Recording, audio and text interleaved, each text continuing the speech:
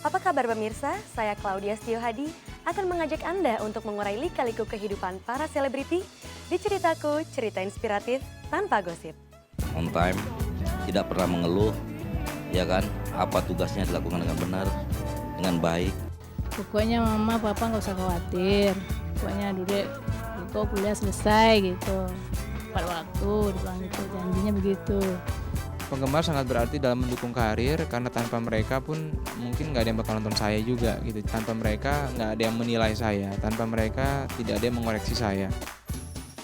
Dude Herlino tak pernah bercita-cita menjadi seorang pemain sinetron. Sebab di masa kecilnya, dia justru berharap menjadi astronot ataupun polisi.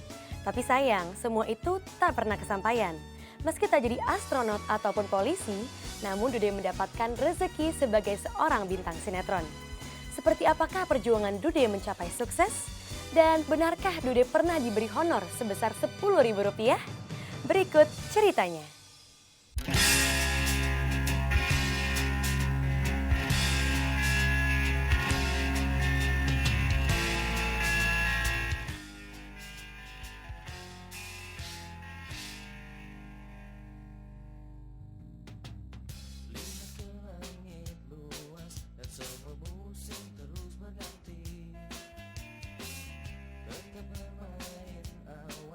Saya waktu masih kecil sebenarnya cuma pengen jadi astronot ya, karena pengen nyentuh bintang, pengen bisa megang bulan. Karena saya pikir juga nggak terlalu mungkin bisa menggapai itu. Akhirnya dulu ada film Chips dulu waktu saya masih kecil. Akhirnya jadi pengen jadi polisi. Dari kecil banget selalu ingin jadi polisi, nggak tahu kenapa.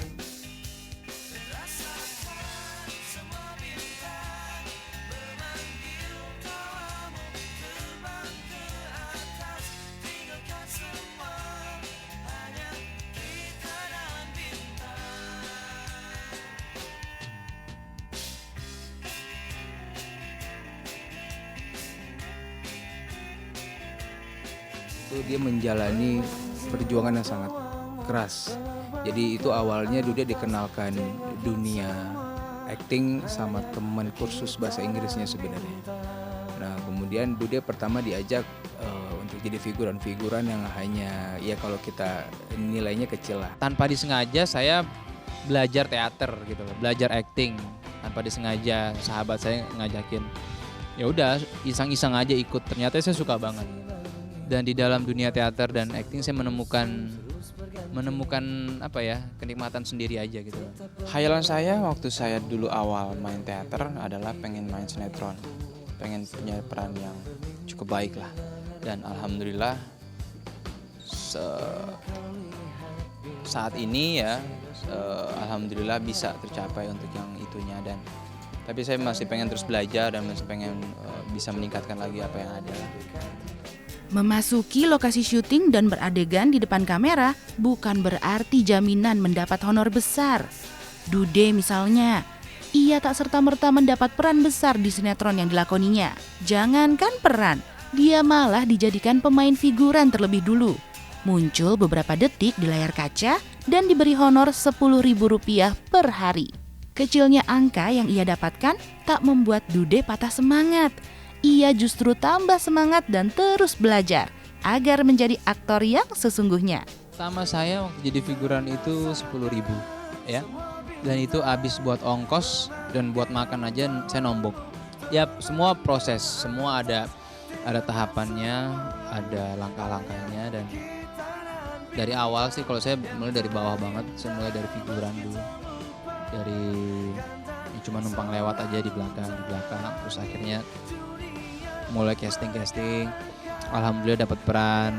Nah, awalnya dia kan ikut-ikutan teman awalnya. Terus awalnya sih kita fokuskan dia ke kuliah dulu, jangan keganggu, biar selesai kuliah dulu gitu. Nanti lah jangan sekarang gitu. Tapi dia tetap aja kan, tapi dia pokoknya mama papa nggak usah khawatir. Pokoknya Dude kok kuliah selesai gitu. Tepat waktu, dibilang gitu, janjinya begitu.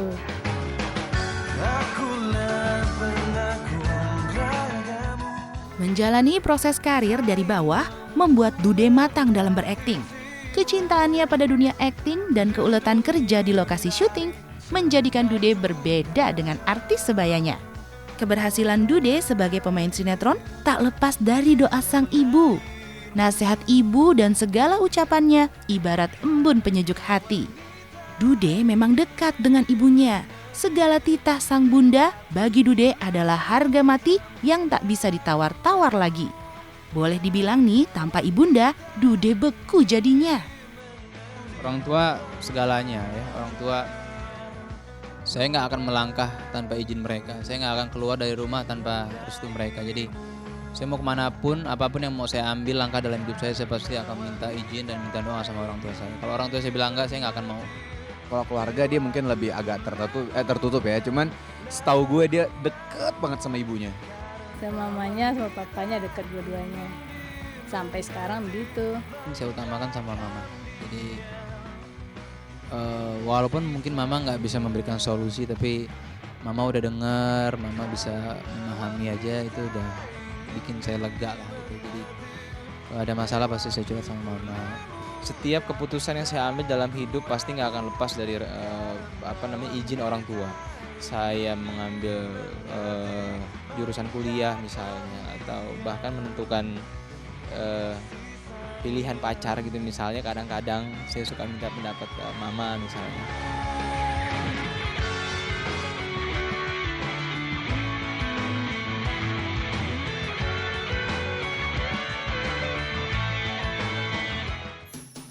Punya wajah tampan juga nama besar sebagai artis, namun Dude Herlino masih juga senang hidup melajang. Meski sebelumnya ia pernah beberapa kali menjalin cinta, namun semuanya kandas di tengah jalan. Sebenarnya, Dude menginginkan kekasih yang seperti apa ya? Benarkah Dude hanya mau dengan wanita berjilbab? Simak ceritanya setelah yang satu ini. Dia tuh pingin banget cewek yang berjilbab gitu.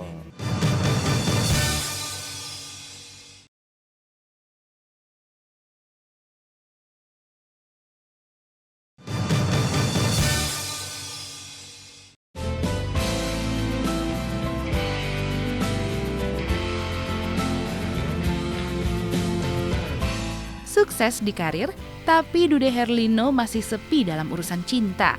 Meski Dude pernah menjalin tali asmara, namun selalu saja hubungan cintanya kandas di tengah jalan. Dude pernah ditinggal kekasih yang pergi meninggalkan dirinya ke Australia. Nah, sejak itu Dude begitu berhati-hati menjalin hubungan dengan wanita. Meski banyak dikelilingi kaum hawa, namun pria berdarah Minang tersebut masih belum tergetar hatinya untuk menjalin asmara lagi. Tapi benar nggak ya, Dude menginginkan wanita berjilbab sebagai kekasihnya? Dia tuh pingin banget cewek yang berjilbab gitu.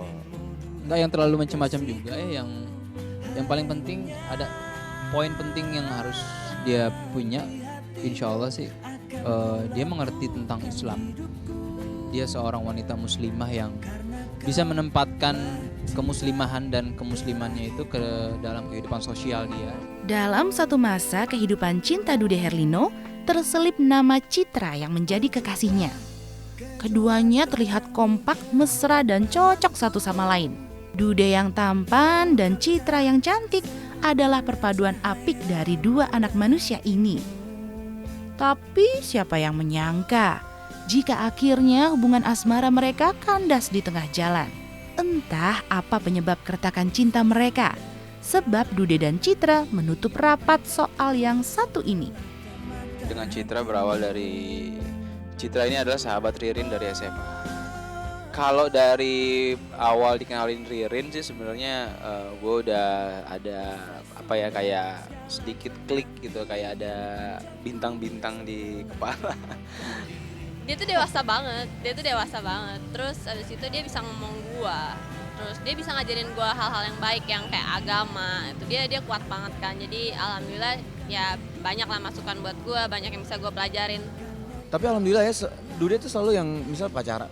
Misalnya dia pacaran sama, misal jadian, ceweknya belum berjilbab, tapi gue nggak tahu kenapa itu cewek tiap jadian sama Dude jadi berjilbab gitu. Itu tuh mungkin karena karakter Dude tuh kuat banget kalau gue bilang sih, karakter mental dia yang kayak dia rajin sholat, mungkin ceweknya jadi keikut gitu ya. Jadi kayak yang mantannya sebelumnya yang baru-baru putus, kayaknya dia udah jadi berjilbab kayak gitu ya. Orang tua sih nggak terlalu banyak ikut campur ya. Paling pesan-pesannya yang penting seagama, yang penting sayang sama kamu, dan nggak macem-macem lah orangnya. Tapi yang paling utama poinnya seagama. Yang penting seiman dulu ya, seiman. Terus dudenya suka, anaknya suka, sama-sama suka, terus baik. Ya nerima dude apa adanya. Gak muluk-muluk, jodohnya kapan, serahin ke Allah aja. Kehati-hatian Dude dalam urusan asmara sekali 3 uang dengan kehati-hatiannya dalam soal makanan. Dude bukan tipe orang yang gampang menyantap segala makanan, sebab dia lebih suka makanan yang memang ia kenali cita rasanya. Masakan sang ibu menjadi favorit buat Dude. Lidahnya tidak pernah bosan mencicipi makanan buatan sang ibu. Bahkan sejak ia sekolah dulu hingga dewasa kini, yang namanya Dude kerap membawa masakan sang ibu sebagai bekal bekerja. Masalah makanan ya, makanan dia sangat-sangat memilih gitu. Jadi nggak sembarangan dia makan. Mungkin dulu ya saya ingat mamanya suka bikin makanan untuk dia gitu, dibawa ke sekolah. Kalau waktu sekolah, waktu SD, TK itu kan ya untuk ini kebersihan aja ya. Kalau jajan-jajan di luar kan kayaknya gimana gitu. Ya kalau mau bawa ya dari rumah bawa bekal gitu. Nah, sampai sekarang ya biar itu aja biar makan nggak telat. Ya kan kapan dia pengen makan makanan udah ada. Nyokap aja punya ide. Kamu kalau pulang pagi kan suka nggak enak badan tuh, kenapa nggak minum susu? Gitu. Ini buat susu kamu kalau misalnya pulang-pulang di atas jam 12 malam. Kemudian biar nggak cepet sakit, minum vitamin. Gitu. Jadi ide nyokap sendiri sebenarnya. Jadi dia bereksperimen aja. Oh jadi anaknya harus dikasih ini, dikasih ini, dikasih ini. Oh seru banget, dia orang yang berpola hidup sehat sekali, yang bisa ditiru dengan baik. Jadi karena aku dia bawa apa hari ini? Wow, dia akan bawa untuk makan siang menunya dan makan malam udah beda lagi. Jadi hebat banget aku bilang ya, pagi-pagi udah nyiapin berbagai macam makanan, itu ibunya yang nyiapin lagi. Mereka diriku selalu dimanja. Lokasi syuting ibarat rumah kedua buat Dude Herlino. Jika sudah berada di lokasi syuting, Dude seperti merasakan gairah dalam dirinya naik berlipat-lipat. Apalagi jika sedang on cam dan berakting, maka Dude akan tampil total habis-habisan. Dude juga bukan tipe artis jam karet, sebab ia sangat disiplin dalam urusan waktu. Seperti apa cerita Dude di lokasi syuting? Simak ceritanya setelah yang satu ini. On time, tidak pernah mengeluh, ya kan? Apa tugasnya dilakukan dengan benar, dengan baik.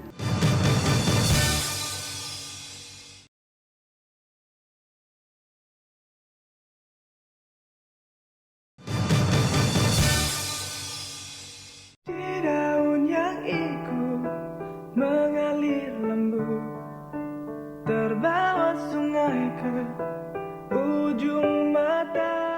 Di lokasi syuting, Dude Herlino adalah sosok pekerja keras. Ia tak pernah mengeluh apalagi bersungut-sungut di depan kru.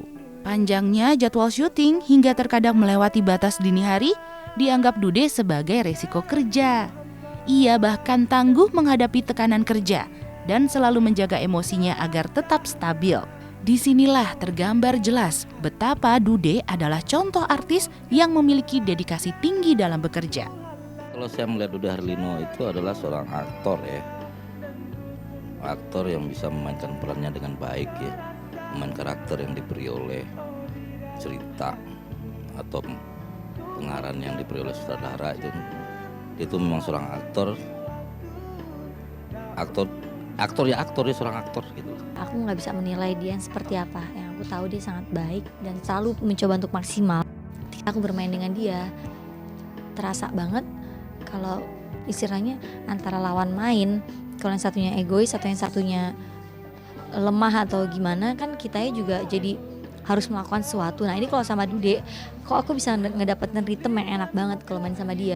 Untuk menjaganya, yang paling penting pertama menjaga kualitas yang saya punya, terus belajar, terus mengoreksi diri. Dan rasa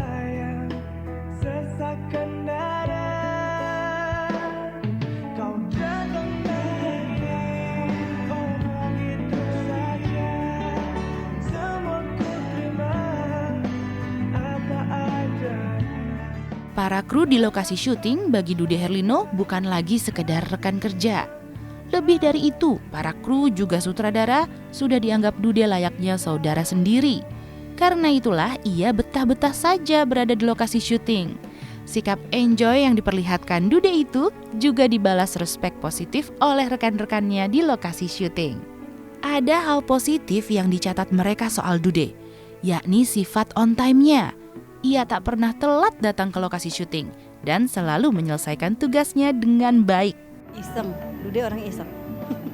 Iseng banget. Nyalek-nyalekin jelly ke tangan, nyemprot-nyemprotin air. Oh, yang paling seru dia tuh selalu ngantongin bedak di kantongnya. Setahu saya sampai saat ini jangan harap itu ada sama Dude. Tanya aja sama kru lain saya deh. Kita paling nyaman deh kalau dia ada di lokasi. Nyaman banget, dia juga mudah-mudahan dia juga nyaman dengan kita. Bagi saya di lokasi itu harus enjoy. Jadi dia enjoy, kita enjoy. Dude itu adalah on time, tidak pernah mengeluh, ya kan? Apa tugasnya dilakukan dengan benar, dengan baik. Dude Herlino.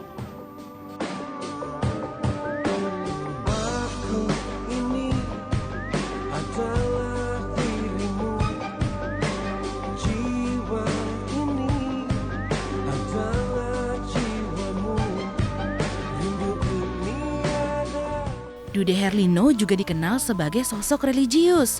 Ia tak pernah meninggalkan sholat 5 waktu.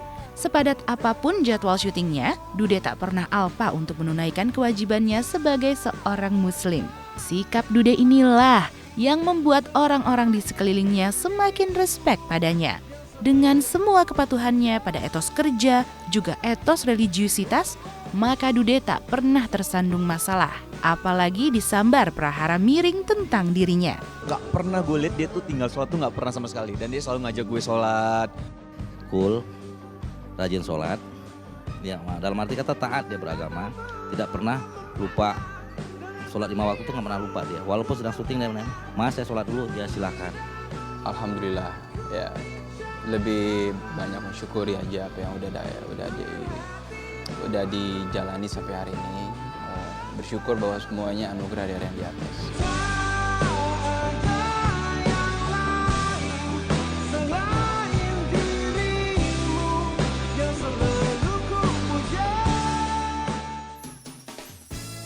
Buat Dude Herlino, keberadaan para fans sangatlah berarti. Sebab ia percaya tak ada sukses seorang artis jika tak ditopang para penggemar.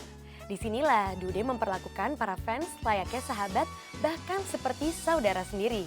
Dude bahkan menjauh dari sikap sombong dan selalu terbuka terhadap kritikan. Seperti apa ya cerita Dude tentang para fans tercintanya? Simak ceritanya. Penggemar sangat berarti dalam mendukung karir, karena tanpa mereka pun mungkin nggak ada yang bakal nonton saya juga gitu. Tanpa mereka nggak ada yang menilai saya, tanpa mereka tidak ada yang mengoreksi saya.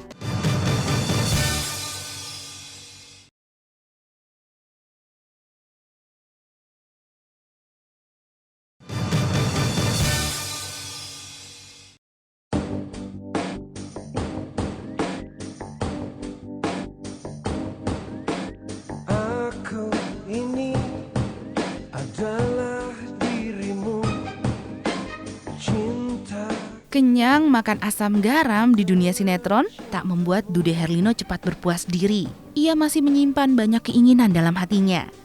Dude juga ingin mencoba peruntungan baru di dunia bisnis. Meski semua ini masih sebatas impian, namun setidaknya Dude merasa bahagia sebab ia punya cita-cita. Saya pengen punya satu bidang usaha sebenarnya, insya Allah. Dan saya butuh banyak belajar dulu, butuh ilmunya dulu. Jadi ada beberapa buku yang Papa kasih, misalnya pengembangan usaha, marketing produk, kayak gitu-gitu yang saya coba untuk baca. Sekarang sih pengen mengambil sekolah, belajar tentang film, produksi film, penyutradaraan film, dan sebagainya. Karena saya nggak mau terlalu jauh dari ruang lingkup ini, saya pengen bisa terus bergerak tapi tidak jauh dari acting. Gitu. Tak ada pohon yang tumbuh kuat tanpa ditopang akar yang kuat pula. Seperti itu pula gambaran buat Dude Herlino yang menganggap para penggemar sebagai akar penopang kesuksesannya.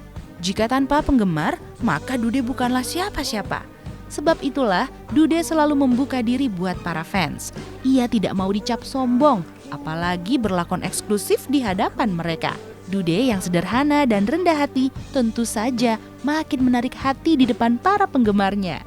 Secara dia artis, sekarang ini kekurangannya dia lebih banyak untuk main di sinetron yang ya lebih banyak yang ini kayak melankolis. Gue pengen dia tampil untuk yang antagonis. Sudah banyak sinetron yang ia bintangi, sudah banyak pula rejeki yang Dude dapatkan dari karirnya ini. Namun semua limpahan berkah itu tak membuat Dude jadi silau, apalagi sampai lupa diri. Di tengah popularitasnya, Dude malah bersikap biasa-biasa saja. Ia tak pernah menganggap sebagai aktor besar, juga tak pernah merasa dirinya sebagai superstar. Dude hanya ingin berkarir sebaik mungkin, juga menjalani hidup dengan apa adanya. Sebuah keinginan sederhana yang begitu berbeda rupa dengan riuhnya popularitas seorang Dude. Tidak sombong dan yang lurus-lurus saja. Jangan ya pergaulan yang enggak gitu. Semoga karirnya ya supaya lebih sukses.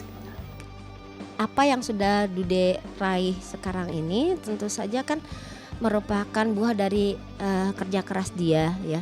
Tentu saja jauh lebih sulit itu adalah mempertahankannya. Tetap sekali mengharapkan Dude itu tetap humble gitu, tetap jadi orang yang rendah hati. Harapan saya buat Dude dia akan lebih maju. Mungkin penggalian karakter keaktorannya lebih sehingga dia benar-benar matang menjadi seorang aktor. Itu aja. Yang saya tahu selama ini sih Dude Herlino itu memang orangnya ini sopan dan terus dia jiwanya tuh seperti udah ke bapak-bapakan gitu, nggak seperti anak muda. Kalau di lokasi menurut saya dia paling asik. Dengan kru, dengan yang lain-lainnya, memang saya akuin jempol lah buat Dude. Istilahnya tidak melihat ini kru atau siapa, tetap sopan, ramah, dan baik hati.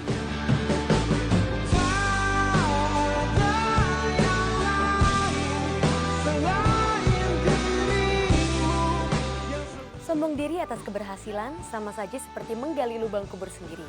Sebab, kesombongan adalah racun dunia yang membuat orang terlena. Usai sudah saya menemani Anda pada hari ini, semoga cerita dari kehidupan selebriti tadi dapat membawa inspirasi bagi kehidupan Anda. Sampai jumpa di ceritaku berikutnya.